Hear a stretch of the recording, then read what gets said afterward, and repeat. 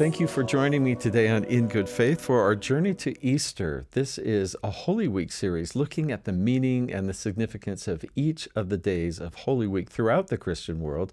It's interesting, every tradition, every denomination has things they emphasize and really love. And I'm so pleased to be here with Pastor Mike Smith from Centerpoint Church in Orem, Utah. Pastor Mike, thank you very much for being with me. Yeah, thank you so much for having me. You will be participating in our Journey to Easter concert, sharing a short reflection about Palm Sunday, but we want to go deeper today.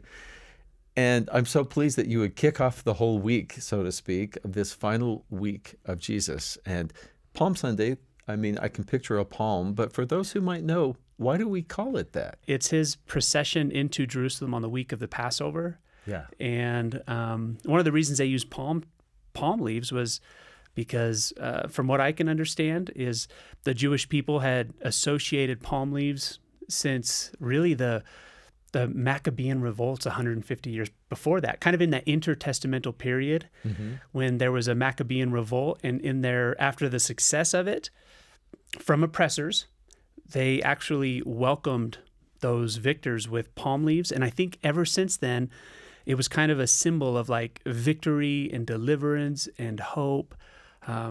But to really like understand and start to appreciate Palm Sunday, you have to go back to what the people in the first century, that week of Passover, were kind of experiencing, the anticipation. And as a student of the Bible, I'm a big fan of kind of taking the look from what they would have experienced. Because you understand the Bible. The Bible is the New Testament. You have the Old Testament, really, folded into, on top of the New Testament, and it helps us understand the big story. And so if you actually just read these verses of the triumphal entry, is what we call it, Palm Sunday, it's very short. It's 3 to 5 verses. It's in all the Gospels, but it's very short, and that's because there's a lot before it that's packed into it that you have to understand. Does that make sense? Why it's so meaningful? Because I'm not Jewish, right? Huge, massive respect for the Jewish faith because they have handed me an understanding of the New Testament through their Hebrew Bible, which is the Old Testament. And that first day of that, what we call Palm Sunday, what we now call Holy Week, was a celebration that they had every year where they would celebrate the Passover. And Jerusalem was flooded. It was the most important celebration of the whole year. And the population of Jerusalem would, some would say it would quadruple, some would say even greater. It would just, people from all across the land, Jews who lived all across the Roman Empire would come back to Jerusalem for that week. And so it was packed, and it was anticipation. Yeah. And when they were coming in, if you put yourself in the place of somebody who lived in Jerusalem at the time, they are getting ready to celebrate the Passover feast. And the Passover feast in itself is this remembering when God delivered the Israelites from oppression in Egypt. You know the story. He split the Red Sea. They walk across on dry land. All that is the story of God's deliverance. But there was also another promise dating back hundreds of years of this next king who was going to come, the Messiah. And this Messiah was prophesied to be from the line of David. He would almost be like a king like David. Now, if you were living in that time, like think of what they were going through. In Jerusalem, they weren't free. The Roman Empire had essentially taken the leadership. They were the rulers of the time, but they let the Jews kind of have they let them have their religion. Yeah. But during Passover week, they knew that just like every other year, all of these people were going to come. So the Roman soldiers, they would send lots and lots of more of them. Pontius Pilate, you've heard of Pontius Pilate. Yeah. He operates out of Caesarea, but during Passover week, he actually moves to Jerusalem. The Antonia Fortress overlooking the temple. So he's like, nothing bad is going to happen on my watch. Exactly. And so you have this anticipation where you're celebrating what God did in the past, but you're also still occupied, and you're also still feeling like you are not a free people. And so there's a confusion and a tension mixed with this hope and anticipation. Now imagine, amidst all of that, you suddenly hear people start to scream out, Hosanna, Hosanna, which is Hebrew for Lord, save us, Lord, save us. And if you were one of them, you would immediately go, but there's only one reason people would be screaming that. There would only be one reason. You probably would look around you and you'd start to see people start to rip palm leaves off. And this isn't something that happens every day. This is a symbol of, well, a victory, a hope, a king. And I would imagine that if somebody they heard the screaming in the streets and it wasn't a battle cry, it was a cry of hope and deliverance, Hosanna, save us, probably with a little bit of desperation in there. And you start to see people grab palm leaves, you go, grab palm leaves, let's go. And just imagine, here's what it says in Matthew chapter 21. Like I said, it's only a few verses. It says, they brought this donkey for Jesus to sit on. They laid clothes on him, and he sat on them.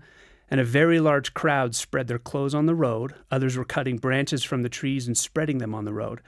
And then the crowds who went ahead of him and those who followed shouted, Hosanna to the Son of David. Blessed is he who comes in the name of the Lord. Hosanna in the highest heaven.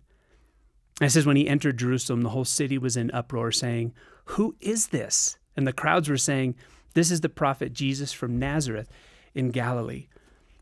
And so if you are watching him come in and you hear people screaming out, it's from Psalm chapter 118, and it's a common prayer. And to any young Jew, you know this psalm. And you know that what this means. The king, the Messiah, the promised deliverer is coming into town. In a manner prophesied. In a manner prophesied. Now, some would say they would have expected him to come on a battle horse. I don't know, because Zechariah 9, which Matthew tells us the verse prior, this takes place just like Zechariah 9, where Jesus doesn't come on a war horse, a white horse, like he does in Revelation at the end of time. He comes on a donkey, kind of signaling a different kind of king, a different kind of entrance. Now, I don't know if they expected a king on a white horse. I could imagine they probably would have expected something. And for them, just the excitement and the hope and the anticipation of what was going to take place in the coming days, I bet was just palpable. I bet you could just feel the excitement and also maybe even the fear, because as they see this potential king walking into Jerusalem, they can also see the Roman soldiers all over. Yeah. And they know that if he does start a revolt, like somebody did 4 years earlier, there was another Messiah that came and he tried to start a revolt, and there's going to be bloodshed, but there might be freedom. And what's important about Holy Week is to remember that in all that excitement, Jesus didn't end up being the king that most of them expected. He didn't come to set them free from Rome. He came to set them free from something much bigger. He didn't come just for the Jews. He came for the Jews first, but then he came for the Gentiles, the non-Jews, and to bring actual salvation to the entire, all of humanity who would be willing to let him be king.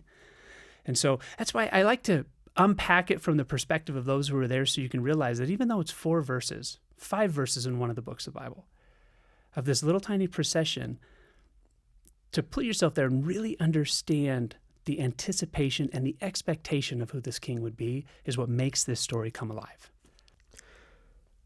Thank you for the depth of your experience and your thinking, for taking us into the Word to actually hear those words. Just a reminder, I hope people will join us on April 13th, Palm Sunday of this year, at the Marriott Center on the Brigham Young University campus for Journey to Easter, a beautiful concert and a walk through the events of Holy Week with various reflections from pastors and academics, including Pastor Mike Smith will be there that night, as well as the Luke's Choral Society and Orchestra.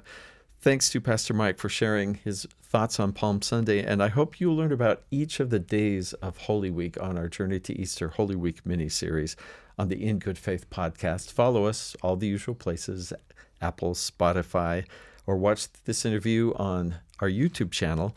In Good Faith is a production of BYU Radio. And thank you again thank you so much for having me and giving me an opportunity to share. I love this stuff. I can tell. I'm a big fan of Jesus' story. So thank you for having me. Sure.